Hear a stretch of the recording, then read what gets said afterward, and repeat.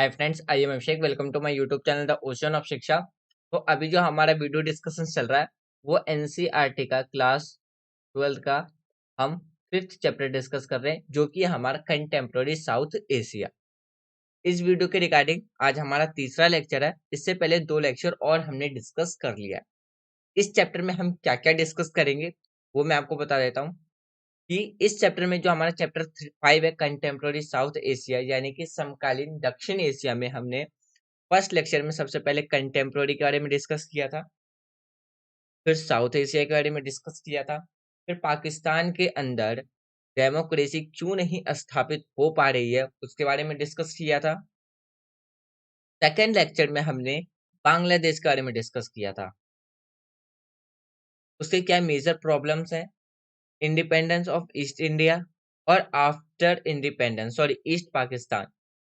उसके बाद 1971 के बाद जो नया नेशंस इंडिपेंडेंस हुआ था बांग्लादेश, उसके बारे में हमने डिस्कस किया था। फिर हमने नेपाल के बारे में भी डिस्कस किया था। सॉरी, ये सारी चीजें हमने लेक्चर 1 में डिस्कस किया था। लेक्चर 2 में हमने नेपाल के बारे में डिस्कस किया था। आज हमारा लेक्चर 3 है जिसमें हम श्रीलंका के बारे में डिस्कस करेंगे। क्या क्या डिस्कस करेंगे? श्रीलंका के अंदर क्या काउजेस थे कन्फ्लिक्ट होने के, उसके बारे में डिस्कस करेंगे। तमिल्स की क्या डिमांड रही है उसके बारे में डिस्कस करेंगे। भारत का क्या इंटरफ्रेंस रहा है श्रीलंका के अंदर उसके बारे में डिस्कस करेंगे। और इकोनॉमिक कंडीशंस क्या है श्रीलंका की उसके बारे में भी हम डिस्कस करेंगे। यानी कि लेक्चर 1 में हमने ये सारे टॉपिक डिस्कस किए थे। ये सारे टॉपिक हमने लेक्चर 1 में डिस्कस किया था और लेक्चर 2 में हमने नेपाल के बारे में डिस्कस किया था। आज हमारा लेक्चर 3 है, इसमें ये सारी हम श्रीलंका के बारे में डिस्कस करेंगे। लेक्चर 4 में हम मालदीव और भूटान के बारे में डिस्कस करेंगे। और जो इंडिया के जो नेबर्स यानी कि इंडिया के जो नेबर्स कंट्री हैं उनके साथ हमारे रिलेशंस कैसे हैं, उसमें हम इंडिया और पाकिस्तान से स्टार्ट करेंगे। पाकिस्तान और इंडिया से स्टार्ट करेंगे, यानी कि इंडिया और पाकिस्तान के रिलेशंस को डिस्कस करेंगे। इस तरीके से हमारा जो चैप्टर है वो लेक्चर वाइज लेक्चर डिवाइडेड है। क्योंकि ये लेक्चर चैप्टर जो है वो काफी ज्यादा लेंदी है, इसलिए हम इसको क्या कर रहे हैं, लेक्चर बाय लेक्चर डिवाइड करके डिस्कस कर रहे हैं। इस चैप्टर में और आगे हम क्या क्या डिस्कस करेंगे, इंडिया और पाकिस्तान के रिलेशन, इश्यूज ऑफ कॉन्फ्लिक्ट, फिर इंडिया और बांग्लादेश के रिलेशंस जिसमें हम कंट्रोवर्सी और कॉर्पोरेशन के बारे में डिस्कस करेंगे। फिर जब हम इंडिया और नेपाल के रिलेशंस की बात करेंगे तो उसमें भी कन्फ्लिक्ट और कॉर्पोरेशन के बारे में डिस्कस करेंगे। श्रीलंका में भी हम क्या क्या कन्फ्लिक्ट देखने को मिलता है और क्या क्या कॉर्पोरेशन है उस पे। फिर इंडिया और भूटान के रिलेशंस के बारे में डिस्कस करेंगे, इंडिया मालदीव्स के रिलेशंस के बारे में डिस्कस करेंगे। उसके बाद हम सार्क और साफ्टा के बारे में डिस्कस करेंगे। सार्क का ऑब्जेक्टिव और कॉजेस क्या है और साफ्टा का ऑब्जेक्टिव और पोजीशंस क्या है। इस चैप्टर में ये सारे टॉपिक हम डिस्कस करेंगे, जो कि हमारा लेक्चर वाइज लेक्चर डिवाइडेड होगा। आज की वीडियो स्टार्ट करने से पहले मैं आपको एक छोटी सी इन्फॉर्मेशन दे देता हूँ या बता देता हूँ कि हमारा जो वीडियो पैटर्न है वो किस पैटर्न में चलता है और आगे किस पैटर्न में चलेगा। हमारा जो वीडियो पैटर्न है वो हम मंडे से लेकर के सैटरडे तक, उसमें हम एनसीईआरटी,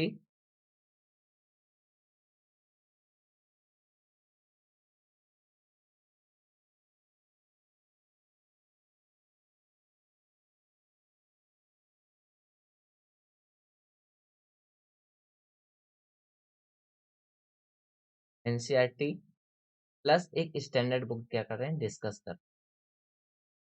एनसीईआरटी में भी हमारा पॉलिटी चल रहा है,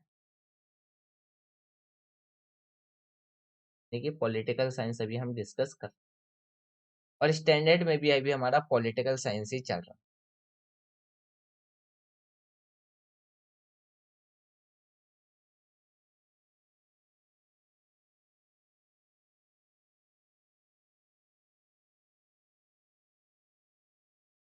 पॉलिटिकल साइंस स्टैंडर्ड की बात करें तो इसमें हम एम लक्ष्मीकांत के बुक को डिस्कस कर रहे हैं, और इसमें बात करें तो एनसीईआरटी जिसमें हमने क्लास 6 से लेकर के क्लास 11th की जो हमारी दोनों बुक है, यानी कि जो हमारी फर्स्ट बुक है कॉन्स्टिट्यूशन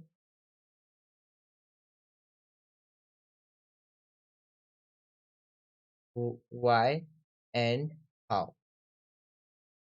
और जो सेकंड बुक है हमारी पॉलिटिकल थ्योरी,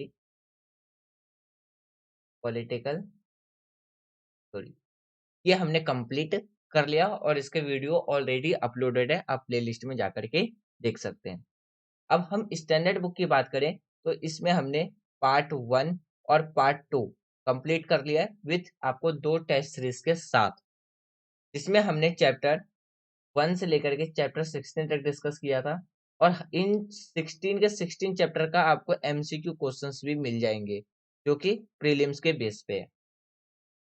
तो मंडे से सैटरडे हम इस पैटर्न में हमारे वीडियो अभी डिस्कशन चल रहा है और इसी पैटर्न से आगे कंटिन्यू होता रहेगा जब तक हमारा एनसीईआरटी पॉलिटी और जो हमारी स्टैंडर्ड बुक है वो कंप्लीट ना हो जाए।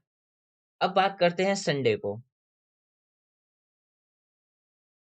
हर संडे को हम 27 year UPSC prelims questions paper discuss करते हैं जिसमें हम 1995 से लेकर के 2021 तक के क्वेश्चंस को डिस्कस कर रहे हैं जो कि हमारा 5 यूनिट में डिवाइडेड है। जो हमारा फर्स्ट यूनिट है वो है हमारा हिस्ट्री का, जिसको हमने कंप्लीट कर लिया, जिसमें हमने टोटल 556 क्वेश्चंस डिस्कस किया था, जिसमें हमारा एशियंट, मिडिवल, मॉडर्न और इंडियन नेशनल मूवमेंट इन चारों को कंप्लीट किया है। उन चारों के वो क्वेश्चंस को डिस्कस किया था जो कि 27 ईयर में यूपीएससी ने पूछे। दूसरा यूनिट है हमारा जियोग्राफी वो पॉलिटिकल का, जो हमारा यूनिट 2 है वो होगा हमारे वो सॉरी पॉलिटिकल का। कौन सा? ये हमारा पॉलिटिकल साइंस, जिसे हम कल से स्टार्ट करेंगे। यूनिट इसके बाद हम स्टार्ट करेंगे अपना 3 जो कि होगा हमारा जियोग्राफी। उसके बाद हम स्टार्ट करेंगे अपना यूनिट 4 जो कि होगा हमारा इकोनॉमिक्स। उसके बाद होगा हमारा यूनिट 5 जो कि होगा हमारा सी सेट। तो इस पैटर्न में हमारा वीडियो सीरीज अभी चल रहा है और आगे कंटिन्यू चलता रहेगा। जब हमारा इसमें पॉलिटी कंप्लीट हो जाएगा तब हम अपने स्टैंडर्ड बुक को पूरा एम लक्ष्मीकांत खत्म करेंगे, उसका जियोग्राफी स्टार्ट करेंगे। और जब हम 27 ईयर यूपीएससी प्रीलिम्स क्वेश्चंस की बात करेंगे तो इसमें अभी हमारे यूनिट 1 कंप्लीट हो चुका है।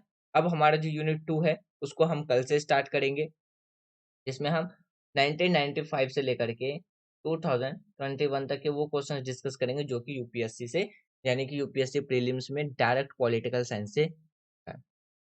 तो इस पैटर्न में हमारा वीडियो भी चल रहा है। अब दूसरी बात बता दूं कि ये वीडियो किन किन स्टूडेंट के लिए हेल्पफुल रहने वाला है। तो सबसे पहले जो क्लास 12th में उनके लिए हेल्पफुल रहने वाला है। दूसरा, जो बच्चे यूपीएससी की तैयारी कर रहे हैं उनमें जीएस 2 और जिन बच्चों के पास optional political science international relation है उसके लिए ये काफी ज्यादा हेल्पफुल रहने वाला है। और जो किसी भी एग्जाम की प्रिपरेशन नहीं कर रहे हैं तो उनको एक इंटरनेशनल रिलेशन समझने में या ग्लोबल पॉलिटिक्स समझने के लिए उनको ये काफी अच्छे से एक अंडरस्टैंडिंग समझने में डेवलप करेगा कि हमारा जो ग्लोबल पॉलिटिक्स है वो कैसे काम करता है। तो वो भी समझने में आपको काफी हेल्प करेगा, यानी कि कुल मिलाकर के ये वीडियो हमारे लिए काफी ज्यादा इंपॉर्टेंट रहने वाली है। तो चलिए स्टार्ट करते हैं हम अपना आज का डिस्कशन। जो हमने फर्स्ट लेक्चर में बात किया था साउथ एशिया के बारे में डिस्कस किया था, फिर military and Pakistan, democracy and military Pakistan के अंदर था उसको डिस्कस किया था। फिर हमने डिस्कस किया था डेमोक्रेसी इन बांग्लादेश के अंदर, ये सब हमने फर्स्ट लेक्चर में डिस्कस किया था। सेकंड लेक्चर में हमने नेपाल के बारे में डिस्कस किया था। आज हमारा थर्ड लेक्चर है। थर्ड लेक्चर हम आज स्टार्ट करते हैं जिसमें हम श्रीलंका के बारे में पढ़ेंगे। तो सबसे पहला जो हमारा टॉपिक है कि क्या क्या काउजेज है श्रीलंका के अंदर, यानी कि कौन कौन से काउजेज है कन्फ्लिक्ट के। श्रीलंका के अंदर जो संघर्ष है उसके क्या कारण है, हम उसके बारे में बात करते हैं। अगर हम श्रीलंका की कन्फ्लिक्ट की बात करते हैं तो अगर हम हिस्ट्री के टाइम से देखें, हिस्टोरिकल टाइम से देखें या हम इतिहास से यानी कि बीते हुए टाइम से देखें तो जो श्रीलंका है उसके अंदर जो कन्फ्लिक्ट है वो क्या है, एक बेसिक रूट है, यानी कि वहाँ की जो कन्फ्लिक्ट है हमारा, वो क्या है, एक बहुत ही ज़्यादा कॉम्प्लेक्स है, एक मिक्सर कॉम्प्लेक्स है, किसका, हिस्टोरिकल का, पॉलिटिकल का, कल्चर फैक्टर का रहा है। अगर हम वहाँ के कॉजेज़, कन्फ्लिक्ट कॉजेज़ की बात करते हैं, वो क्या है, 2 लोग, यानी कि वहाँ की जो कम्युनिटीज़ है उनके बीच में हमें ज़्यादा देखने को मिलती है। यानी कि 2 उनके मेन एथिक्स ग्रुप हैं। इसमें वहाँ की जो 75% जो पॉपुलेशन है वो किनकी है? सिंहलाज़ की है, और जो 18% है वो किसकी है? तमिल्स की है। और इन्हीं दोनों के बीच में क्या है, श्रीलंका में सबसे ज़्यादा कॉन्फ्लिक्ट हमें देखने को मिलता है। यानी कि 2 जो मेन एथनिक ग्रुप्स हैं उनके बीच में क्या है, कॉन्फ्लिक्ट हमें देखने को मिलता है। अगर हम बात करते हैं हिस्टोरिकल रूट्स, जो कॉन्फ्लिक्ट है श्रीलंका की, तो उसमें क्या है, तमिल्स के राइट को लेकर के, जो कि वहाँ की जो मेजर कम्युनिटीज है या वहाँ की जो गवर्नमेंट है, उनके द्वारा जो उनके राइट्स को क्या किया जा रहा है, इग्नोर किया जा रहा है। तो एक ये देखने को मिलता है। अगर हम श्रीलंका की बात करते हैं, तो वहाँ पे जो हमारी सिंहाला कम्युनिटी है, जो 75% है, तो वहाँ पे क्या कर, तो एजुकेशंस की बात कर लेते हैं, या एजुकेशंस के फील्ड में, एम्प्लॉयमेंट के फील्ड में, पॉलिटिकल रिप्रेजेंटेटिव के फील्ड में, तो सबसे ज़्यादा पहली प्रायोरिटी किसको दी जाती थी? वहाँ के सिंहालास को। न जबकि और जिसकी वजह से क्या है, तमिल और जो वहाँ की सिंहालाज हैं, उनके बीच में मेजर एक कॉन्फ्लिक्ट हमें देखने को मिलता था।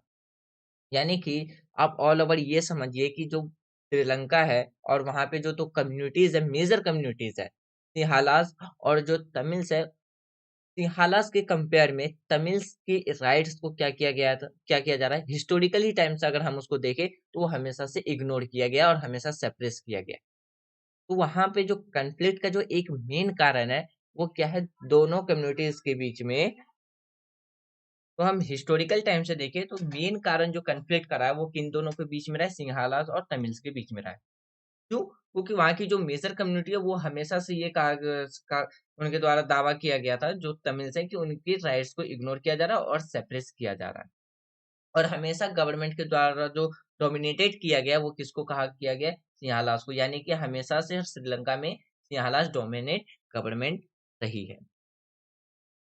फिर अगर हम बात करते हैं, जैसे कि हम एजुकेशन फील्ड की बात करते हैं, एम्प्लॉयमेंट की बात करते हैं, पॉलिटिकल रिप्रेजेंटेटिव की बात करते हैं, तो इसमें हमेशा से ही क्या है, भेदभाव देखने को मिला है 2 कम्युनिटी के बीच में। और वो 2 कम्युनिटी कौन है? तो एक है हमारी सिंहालास और दूसरा है हमारा तमिल्स। जब आप क्लास 9th का जो सिविक्स की बुक है, यानी कि आप डायरेक्ट कह लीजिए जो पॉलिटिकल की बुक्स है, जब आप उसको रीड करोगे, तो उसमें पहला ही जो चैप्टर है हमारा, पावर शेयरिंग, यानी कि पावर शेयरिंग। तो उसमें 2 कंट्री की कहानी स्टोरी दी गई है। एक थी बेल्जियम और दूसरा श्रीलंका। तो श्रीलंका के अंदर जब आप उसकी स्टोरी पढ़ोगे, तो उसमें भी आपको कॉन्फ्लिक्ट देखने को मिलेगा कि वहाँ की जो 2 कम्युनिटीज़ थी, सिंहालास और जो तमिल्स थे, उनके बीच में क्या थी, दोनों के बीच में स्ट्रगल चल रहा था, और वहाँ की जो गवर्नमेंट थी, वो अपनी पावर शेयरिंग ही नहीं करना चाहती थी, जिसकी वजह से जो हमारा श्रीलंका है, वो कहीं न कहीं क्या है, एक सिविल वॉर में चली गई थी। तो ये कुछ रीज़न है किसके, कॉन्फ्लिक्ट के। अगर हम बात करते हैं, एक रीज़न हमारा इकोनॉमिक डिस्पैरिटी भी है। यानी कि अगर हम बात करते हैं, जो श्रीलंका के अंदर जो संघर्ष कॉन्फ्लिक्ट है, उसमें एक जो कारण है, वो क्या है, हमारा आर्थिक असमानता भी रहा है। अगर हम श्रीलंका की बात करते हैं, तो नॉर्थ और ईस्ट श्रीलंका में जो डोमेन रहा है, वो किसका रहा था? तमिल्स का। लेकिन जनरली बात करते हैं, तो पुअर और लेस डेवलप है किनकी? तो वहाँ की जो तमिल्स कम्युनिटी थी, उनका। यानी कि अगर हम नॉर्थ, श्रीलंका के नॉर्थ और ईस्ट रीजन की बात करते हैं, जहाँ पे किसका डोमिनेशन हमें देखने को मिलता है? तमिल्स के। तो वहाँ पे क्या है, सबसे ज़्यादा एक तो उनकी कंडीशंस काफ़ी ज़्यादा खराब, पुअर, यानी कि एकदम कम डेवलपमेंट, और सबसे ज़्यादा क्या देखने को मिलता है हमें, यानी कि पुअर्स कम्युनिटी देखने को मिलते हैं।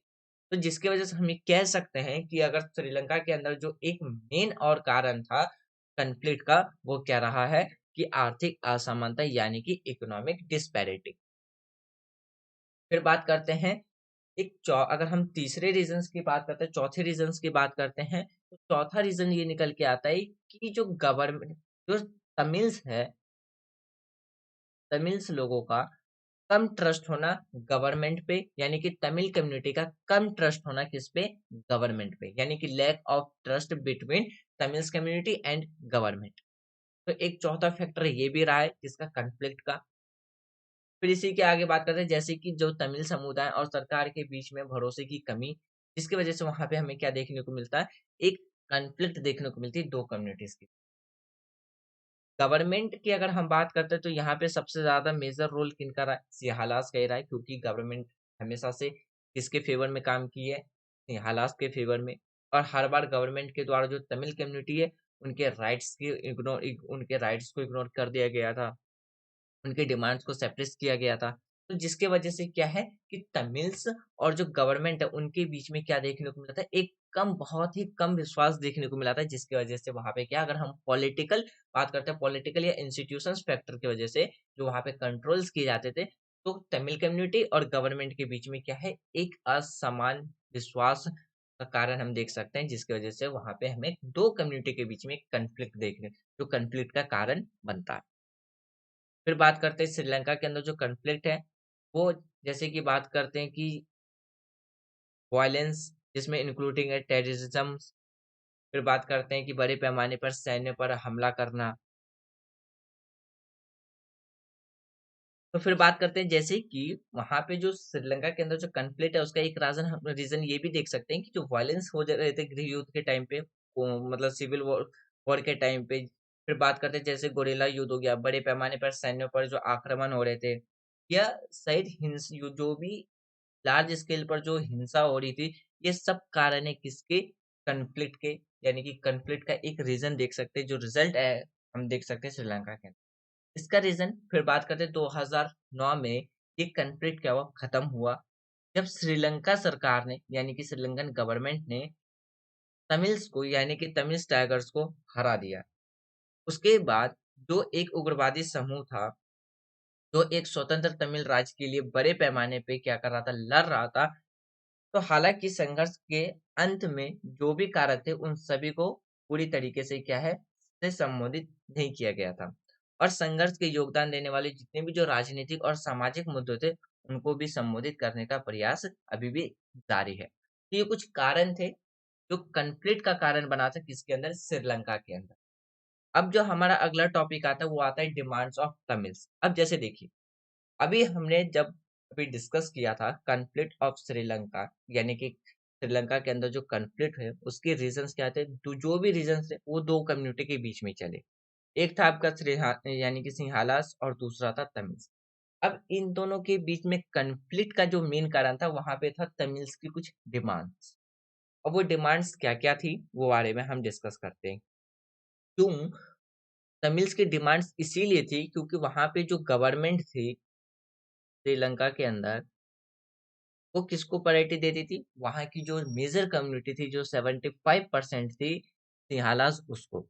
तो तमिल्स के जो भी राइट्स थे, जो भी डिमांड थी, वहां की गवर्नमेंट के द्वारा क्या किया जाता था, उसको इग्नोर कर दिया जाता था, सप्रेस कर दिया जाता था। तो जिसके वजह से अगर हम श्रीलंका की बात करते हैं तो श्रीलंका का जो एक हिस्टोरिकल फैक्टर रहा है, या अगर हम बात करते हैं जो वहाँ का कॉन्फ्लिक्ट का रीजन रहा है, पॉलिटिकली भी रहा है, सोशल फैक्टर भी रहा है। फिर वहां पे जो भी बात करते हैं गवर्नमेंट के द्वारा जो इग्नोरेंस किए जा रहे थे, वहां पे फिर जो हम बात करते हैं गृह युद्ध यानी कि सिविल वॉर, तो ये सब कारण रहे थे कन्फ्लिक्ट के। और ये किनके बीच में हो रहा था कि जो वहाँ की जो मेजर कम्युनिटी है जो सिंहाला 75% है, गवर्नमेंट के द्वारा उसे ज्यादा प्रायोरिटी देना, ज्यादा महत्व देना। फिर तमिल्स की जैसे एजुकेशन के सेक्टर में, एम्प्लॉयमेंट के सेक्टर में, रिप्रेजेंटेटिव ऑफ पीपल्स के सेक्टर में इग्नोर कर देना, सैप्रेस कर देना। तो इसके वजह से क्या है, तमिल्स को कहीं न कहीं ये फ़ील आ गई थी, फ़ीलिंग आना स्टार्ट हो गया था कि गवर्नमेंट कहीं न कहीं उनके साथ क्या कर रही है, अब डिस्क्रिमिनेट कर रही है। जबकि अगर आप क्लास 9th में बात करोगे, जो पहला ही चैप्टर है आपका पावर शेयरिंग, उसमें पावर शेयरिंग में जो आपका 2 कंट्री की कहानी दी गई, एक बेल्जियम और दूसरा जो श्रीलंका है, उसमें यही बताया गया है कि किस तरीके से पावर शेयरिंग एक सोल है किसका, डेमोक्रेसी का। डेमोक्रेसी का। जैसे ही श्रीलंका 1948 में आजाद हुआ, तो उसने क्या अडॉप्ट किया कि भाई हमारी कंट्री में जो सरकार चुनी जाएगी वो डेमोक्रेटिक सिस्टम से चुनी जाएगी। तो डेमोक्रेसी में जो पीपल रिप्रेजेंटेटिव ऑफ पीपल होते हैं उनके बीच में क्या होता है, इक्वालिटी होता है। क्या रहता है, इक्वालिटी। यानी कि आप कह सकते हैं कि जो इक्वालिटी है वो काफी ज्यादा एक इम्पॉर्टेंट रोल प्ले करती है किसमें, आपकी डेमोक्रेसी में। लेकिन हम श्रीलंका के केस में बात करें तो वहाँ की जो दो कम्युनिटी है, मेजर कम्युनिटी अगर बात करते हैं, एक आपका सिंहालाज और दूसरा जो तमिल्स है, जो दूसरी सबसे ज्यादा बड़ी कम्युनिटीज की जो पीपल्स है, एक को काफी ज्यादा प्रमोट किया जा रहा था गवर्नमेंट के द्वारा और दूसरे को काफी ज्यादा इग्नोर किया जा रहा था। तो यहाँ पे क्या है, एक अनइक्वालिटी क्या गवर्नमेंट के द्वारा ही क्या है अपनी कंट्री में जनरेट होने लगी थी, जिसकी वजह से हमें श्रीलंका के अंदर क्या है, एक सिविल वॉर देखने को मिला। फिर श्रीलंका के अंदर दो कम्युनिटी के बीच में एक लार्ज स्केल पर कॉन्फ्लिक्ट देखने को मिला। तो उसी में जो तमिल थे उनकी कुछ डिमांड्स थी सरकार से। पहला डिमांड ये था कि जो तमिल्स है वो एक ऑफिशियल लैंग्वेज में क्या है, सरकार के द्वारा इसकी मान्यता दी जानी चाहिए। तो तमिल समुदाय जो थे, यानी कि जो तमिल कम्युनिटी थी, वो काफी लंबे समय से इस चीज के लिए समय समय वो मांग कर रहे थे गवर्नमेंट से कि जो उनकी जो लैंग्वेज है और उसको जो तमिल्स है उसको क्या करे, एक सरकार ऑफिशियल लैंग्वेज घोषित करे। उसके बाद क्या है यानी कि आधिकारिक भाषा के रूप में सरकार उसे क्या दे, मान्यता दे। तमिल की जो आधिकारिक भाषा का जो दर्जा है वो कब 1987 में देश में संविधान में स्थापित किया गया, लेकिन यह दर्जा हमेशा पूरी तरीके से लागू नहीं हो पाया। तो तमिल्स की जो पहली डिमांड थी वो क्या रही है कि उनकी जो लैंग्वेज है उसको भी क्या किया जाए, एक ऑफिशियल लैंग्वेज के रूप में रिकॉग्नाइज गवर्नमेंट के द्वारा किया जाए। दूसरा टॉपिक था, दूसरा जो डिमांड है वो है यानी कि डिवोल्यूशंस ऑफ पावर। डिवोल्यूशंस ऑफ पावर का सीधा सीधी मतलब है कि जिस तरीके से रिप्रेजेंटेटिव ऑफ पीपल की बात करते हैं, यानी कि पावर शेयरिंग, सीधा सीधी है कि जो पॉलिटिकल ऑटोनॉमी है और जो पावर शेयरिंग है सेंट्रल गवर्नमेंट में, वो क्या होनी चाहिए, तमिल कम्युनिटी को भी दी जानी चाहिए। अगर आपने क्लास 9 का जो फर्स्ट चैप्टर पढ़ा है वो आप डायरेक्टली रिलेट कर सकते हैं यहाँ से डिवोल्यूशंस ऑफ पावर से। क्योंकि पावर शेयरिंग की बात करते हैं तो वो क्या माना जाता है, डेमोक्रेसी का सोल माना जाता है। क्या माना जाता है, डेमोक्रेसी का सोल। तो वहाँ की जो दूसरी कम्युनिटी है, मेजर कम्युनिटी जो तमिल थी, उनके द्वारा बार बार इस चीज की डिमांड की जाती थी कि जो सेंट्रल लेवल पे जो गवर्नमेंट है, चाहे वो सिंघाला कम्युनिटी की हो और तमिल या चाहे तमिल कम्युनिटी, उनको इक्वली दर्जा दी जानी चाहिए। यानी कि अगर जो पावर की बात करते हैं, idea of developing power to the province has been a key demand of Tamil community. यानी कि जो अगर हम बात करते हैं प्रोविंस के, यानी कि जो तमिल कम्युनिटी है उनकी बार बार ये डिमांड रही है कि प्रोविंस के लिए भी क्या है, उनके पावर्स को क्या किया जाए, है उनके पावर्स को क्या किया जाए, इक्वली लाया जाए, यानी कि उनके पावर्स को भी इक्वली ला करके डेवलप किया जाए। फिर उनकी ये मांग इसीलिए रही थी क्योंकि उन्हें उनके जो मामले थे उन पर उनका अधिक नियंत्रण हो। यानी कि तमिल से बार बार पावर शेयरिंग की बात इसलिए कर रहे थे ताकि वो ये चाहते थे कि उनका भी अधिकार क्या हो उनके क्षेत्र पर, यानी कि जो भी उनके इश्यूज हैं उस पे उन्हीं का राइट्स हो, ना कि किसी अदर का। तो इसीलिए उनके द्वारा क्या है, बार बार पावर शेयरिंग यानी कि devolution of power, in directly way में कह रहे तो वो पावर शेयरिंग की डिमांड रखते थे। अगले बात करते हैं तो प्रोटेक्शंस ऑफ तमिल राइट्स। अभी हमने जब कन्फ्लिक्ट के बारे में डिस्कस किया था तो उसमें गवर्नमेंट के द्वारा क्या है, सप्रेस किया जा रहा था और इग्नोर किया जा रहा था तमिल्स के राइट्स को। तो इसीलिए कम्युनिटीज, यानी कि तमिल कम्युनिटी, उनके द्वारा बार बार गवर्नमेंट से ये डिमांड की जा रही थी कि तमिल्स के राइट, यानी कि जो तमिल्स कम्युनिटी है उनके राइट्स की सरकार प्रोटेक्शंस करे और फेयरली और इक्वली ट्रीट करे अंडर लॉ। इसमें फिर बात करते हैं इंक्लूडिंग प्रोटेक्शंस अगेंस्ट डिस्क्रिमिनेशन, यानी कि जो भी डिस्क्रिमिनेशन किया जाता है उनके अगेंस्ट में प्रोटेक्शंस होने चाहिए। फिर एजुकेशन, एम्प्लॉयमेंट और पॉलिटिकल रिप्रेजेंटेटिव में तमिल्स कम्युनिटी को भी क्या होनी चाहिए, इक्वलिटी होनी चाहिए। जबकि अगर हम बात करते हैं जो सिंहालास थे या गवर्नमेंट थे, उनके द्वारा सबसे ज्यादा पहली प्रायोरिटी किसको दी जाती थी, जो वहाँ की जो 75% कम्युनिटी थी, जो पहली कम्युनिटी थी सिंघाला, उसको दी जाती थी। हर चीज में जो पहले जो सबसे ज्यादा बात करते हैं प्राथमिकता दी जाती थी, चाहे एजुकेशन के सेक्टर में हो, एम्प्लॉयमेंट के सेक्टर में हो, पॉलिटिकल रिप्रेजेंटेटिव के सेक्टर में हो, तो किसको दी जाती थी? सिंहालास को। और वही डिमांड थी तमिल्स की कि हमारे राइट्स की प्रोटेक्शन की जाए और जो डिस्क्रिमिनेशन है उसके अगेंस्ट में प्रोटेक्शन हो। किस किस फील्ड में? चाहे वो एजुकेशन का फील्ड हो, एम्प्लॉयमेंट का फील्ड हो, या पॉलिटिकल रिप्रेजेंटेशन का फील्ड हो। तो ये भी डिमांड रही थी किसकी? तमिल्स की। फिर बात करते हैं जो भी इश्यूज हैं रिलेटेड सेटलमेंट और लैंड राइट, वो किसके होने चाहिए? उस पे सिर्फ तमिल कम्युनिटी का ही राइट्स होना चाहिए। उनका इशू है तो वही सॉल्व करे। यानी कि अगर हम बात करें जो तमिल कम्युनिटी है उनका पूरे देश में अगर हम बात करते हैं जहाँ यानी कि नॉर्थ और ईस्ट में जो भी रिसेटलमेंट या बात करते हैं जो भी लैंड राइट्स है उसके मुद्दे पर क्या है यानी कि प्रभावित हुआ है। समुदाय की मांग ये भी थी कि जो भी अगर जो लैंड है उन पर अधिकार की रक्षा की जाए और उन्हें अपनी भूमि पर अधिक नियंत्रण दिया जाए।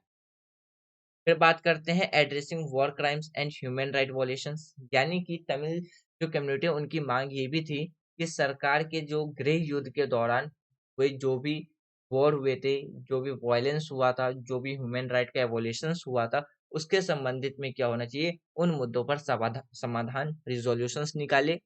इसमें जो भी अपराध है उनके जो भी जिम्मेदार है अपराधियों के लिए उनके खिलाफ मुकदमा चलाया जाए और साथ साथ पिछले जो भी अन्याय हुए उनको दूर किया जाए और एक सच्चाई और सुलह प्रक्रिया को स्थापित किया जाए। तो ये डिमांड्स रही है किसकी? तो तमिल्स की।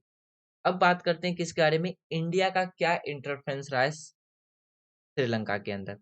अगर हम श्रीलंका में भारत की अगर इंटरफेरेंस की बात करें तो वो एक कॉम्प्लेक्स और कंट्रोवर्शियल टॉपिक है जिस पर अक्सर जो भी हिस्टोरिकन्स हैं, स्कॉलर्स हैं, पॉलिसी मेकर्स हैं, उनके बीच में ये एक डिबेट का टॉपिक बना हुआ है। फिर बात करते हैं भारत ने श्रीलंका के गृह युद्ध में क्या है अपनी एक इम्पोर्टेंट बात कर सकते हैं सिग्निफिकेंट रोल प्ले किया है जो 1983 से 2009 तक चला था। कब तक चला था? 1983 से 2009 तक चला था, जिसमें अलगाववादी तमिल टाइगर के खिलाफ क्या है श्रीलंका आई सरकार के को खड़ा कर दिया था। फिर बात करते हैं भारत संघर्ष में भारत की जो भागीदारी रही थी 1990 के दशक में देखा जा सकता है। यानी कि इंडिया का जो इंटरफ्रेंस है कन्फ्लिक्ट के अंदर वो कब देखा जा सकता है? 1980 के दशक में देखा जा सकता है, जब यह श्रीलंका में बढ़ती हुई जो हिंसा थी अस्थिरता के बारे में भी क्या है चिंतन हो गया था। 1983 में जो तमिल उग्रवादी थे श्रीलंका की सेना पर हमला कर दिया था, जिसके कारण श्रीलंका में तमिलों के खिलाफ दंगे शुरू हो गए और हजारों तमिल को विस्थापन यानी कि माइग्रेट करना पड़ा था, डिस्प्लेसमेंट करना पड़ा था।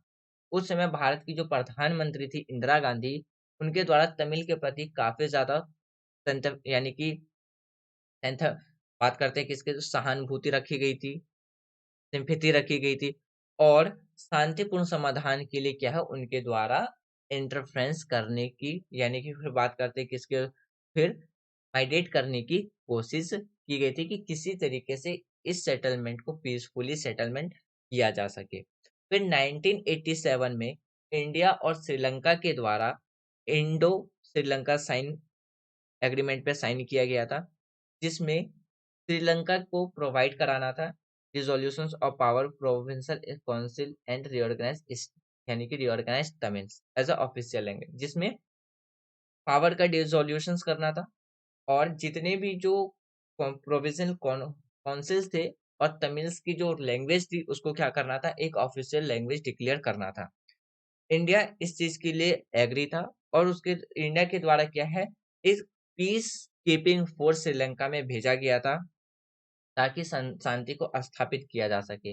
लेकिन पीस कीपिंग फोर्स वहां पे ये ब्लेम लगाया गया उन पे कि वो तमिल्स के फेवर में है, यानी कि वो निष्पक्ष रूप से काम नहीं कर पा रहे और कहीं ना कहीं वो क्या कर रहे हैं मतलब जो पीस कीपिंग फोर्स है वो कहीं ना कहीं कन्फ्लिक्ट को नहीं रोक पा रहे हैं, वो एक्यूज कर रहे हैं इसका, यानी कि वो एक तरफा ही साइड कर रहे हैं, यानी कि वो एक तरफा काम कर रहे हैं, वो निष्पक्ष रूप से काम नहीं कर पा रहे। इसीलिए इंडिया ने 1990 में जो पीस कीपिंग फोर्स श्रीलंका में भेजा था तो उसको वापस यानी कि वापस बुला लिया। फिर बात करते हैं श्रीलंका में, यानी कि श्रीलंका में भारत का जो इंटरफेरेंस रहा है वो कुछ लोगों के आलोचक यानी कि क्रिटिसिज्म भी रहा है, क्रिटिसाइज का भी टॉपिक रहा है।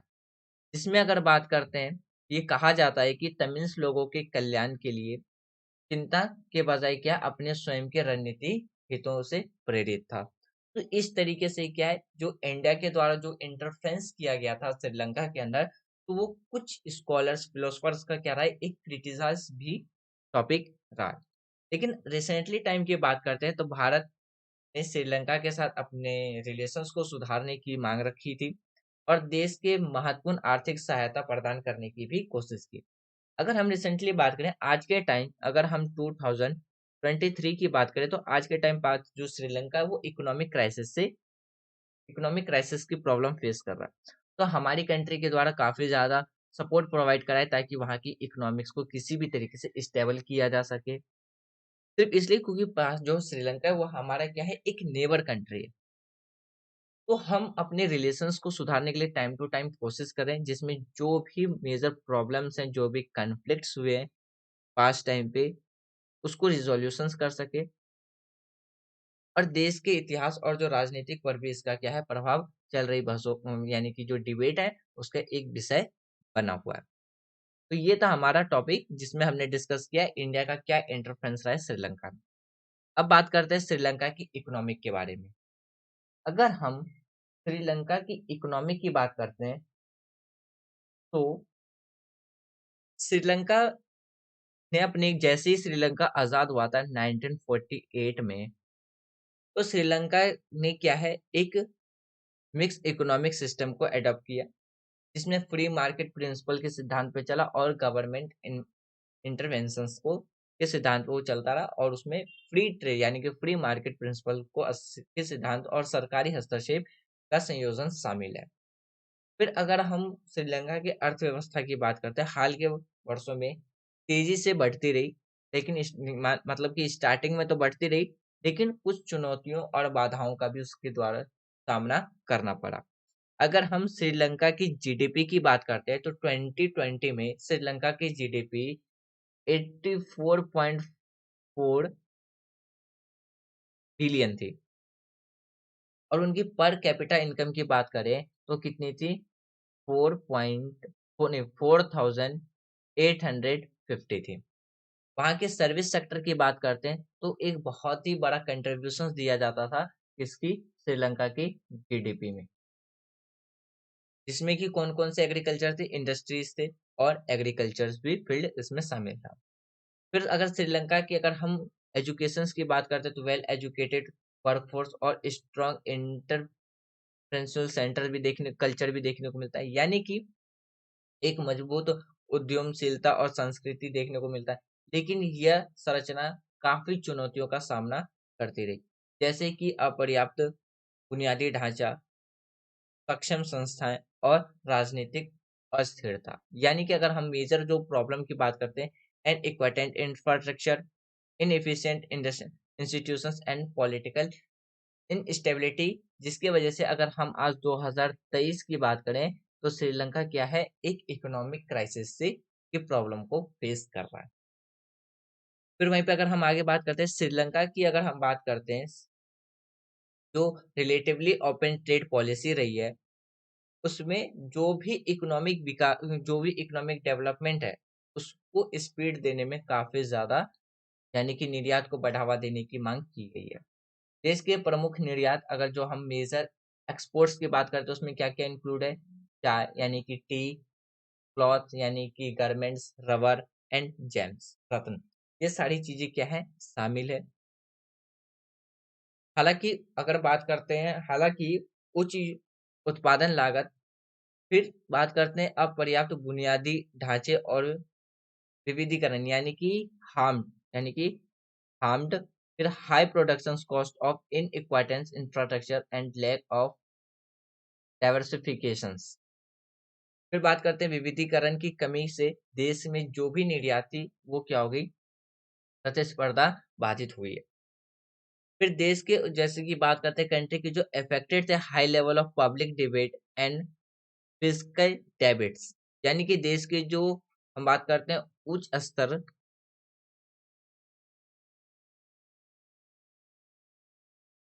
हाँ, अब जैसे कि बात करते हैं हम देश की जो उच्च स्तर के जो सार्वजनिक ऋण है और राजकोषीय घाटे की से भी क्या है प्रभावित हुआ है, जिसके कारण जो भी बुनियादी ढांचा था, जो भी अगर बात करते हैं, जो भी श्रीलंका का जो बुनियादी ढांचा था और जो अन्य प्राथमिकता वाले जो क्षेत्र थे, जिसमें निवेश करने की जो क्षमता को सीमित कर दिया गया था। इसके अलावा देश के कई बाहरी झटकों का भी सामना श्रीलंका की इकोनॉमी को करना पड़ा था। जैसे कि बात करते हैं कोविड-19 महामारी और वैश्विक आर्थिक मंदी, जिसके कारण वहाँ की जो अर्थव्यवस्था है पूरी तरीके से उसको नेगेटिव प्रभाव का सामना करना पड़ा था। श्रीलंका ने हाल के वर्षों में ही गरीब को कम करने और शिक्षा को स्वास्थ्य जैसे सामाजिक संकेतों को सुधारने के लिए क्या है प्रगति की है। लेकिन हालांकि आय असमानता चुनौतीपूर्ण बनी रही, विशेष रूप से जो ग्रामीण क्षेत्र और कुछ जातीय समूह के बीच में हम देख सकते हैं। लेकिन अगर हम अभी करंट के टाइम पे बात करें, तो एक जो श्रीलंका है वो पूरी तरीके से किस प्रॉब्लम को फेस कर रहा है, तो इकोनॉमिक क्राइसिस को फेस कर रहा है। वहाँ की सरकार ने स्टेट इमरजेंसी लगा दी कि किसी भी तरीके से क्या है वहाँ की इकोनॉमिक को क्या कर सके, हम स्टेबल कर सके। आज के टाइम पे अगर हम श्रीलंका की बात करते हैं, तो काफी ज्यादा हाई प्राइसेस देखने को मिलती है। वहाँ की इंफ्रास्ट्रक्चर पूरी तरीके से ठप पड़ गई है। तो ये सा इसका जो मेन कारण जैसे ही कोविड-19 आया था, इसके बाद हम क्या देख सकते हैं कि जो श्रीलंका की जो इकोनॉमिक स्ट्रक्चर है वो पूरी तरीके से डगमगा गई, पूरी तरीके से खराब हो गई। तो फ्रेंड्स ये था हमारा आज का डिस्कशन, जिसमें हमने श्रीलंका के बारे में डिस्कस किया। क्या-क्या डिस्कस किया था? इकोनॉमिक्स कंडीशंस क्या कैसी है श्रीलंका की, भारत का क्या इंटरफेरेंस रहा है श्रीलंका के अंदर, फिर डिमांड्स क्या थी तमिल्स की, और हमने बात किया था क्या कौन-कौन से काउजेज़ है कॉन्फ्लिक्ट श्रीलंका के अंदर। तो मैं उम्मीद करता हूँ आज जो भी हमने डिस्कस किया वो आपको प्रॉपर्ली समझ में आ गया होगा। यदि कोई भी डाउट हो तो आप अपना डाउट कमेंट बॉक्स में लिख देना। जब हम लेक्चर 4 डिस्कस करेंगे मालदीव्स के बारे में और भूटान के बारे में, तो उससे पहले हम अपने डाउट को क्लियर करेंगे, तब जा करके हम अपने आगे के लेक्चर को कंटिन्यू करेंगे। और वीडियो के रिगार्डिंग जो भी डाउट आपको सजेशंस देना हो तो आप वीडियो के कमेंट बॉक्स में दे सकते हैं। वीडियो का कमेंट बॉक्स ओपन है। तो thanks for watching friends, take care, जय हिंद।